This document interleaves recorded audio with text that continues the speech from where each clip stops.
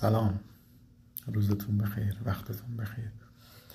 آشنایی ایرانیان با اسلام رو میخوام طبق گواهی سند تاریخی براتون اذعان کنم که خوب مطلع باشید که اسلام از چه تاریخی و از چه زمانی به ایران وارد شد. به گواهی تاریخ پیغمبر اکرم پس از چند سالی که از هجرت گذشت نامه‌هایی به سران کشورهای جهان از جمله خسرو پرویز پادشاه ایران نوشت و آنها را به دین مبین اسلام دعوت کردند. از این بین خسرو پرویز تنها کسی بود که نامه را درید و به آن حضرت اهانت کرد.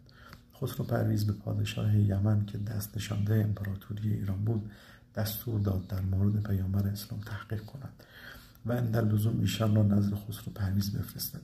پادشاه یمن نیز 2 نفر ایرانی را به مدینه فرستاد تا پیام خسرو پرویز را به آن جناب رسانیدند.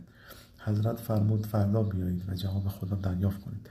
فردای آن روز پیامبر اسلام فرستادگان پادشاه یمن را از سقوط خسرو پرویز مطلع ساخت و فرمود شیرویه دیشب شکم پدرش را درید و او را هلاک ساخت.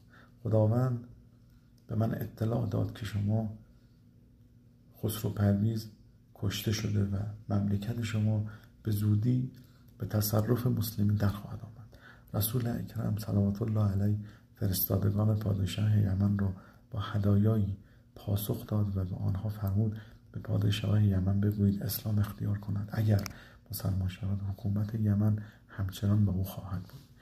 آن 2 نفر به یمن بازگشتند و جریان را به پادشاه گفتند.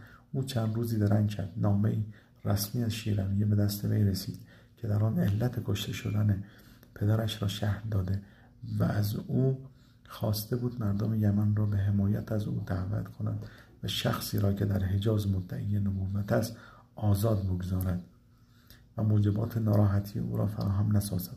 پادشاه که صدق خبر پیغمبر اسلام برای او آشکار شده بود به پیامبری او ایمان آورد و سخن او را از جانب خدا دانسته و مسلمان شد و همراه او عده زیادی از یمنی‌ها و گروهی از ایرانیان ساکن یمن که به ابناء و احرار معروف بودند نیز به اسلام گرویدند. اینان بعد از سلمان فارسی نخستین ایرانیانی هستند که اسلام آوردند.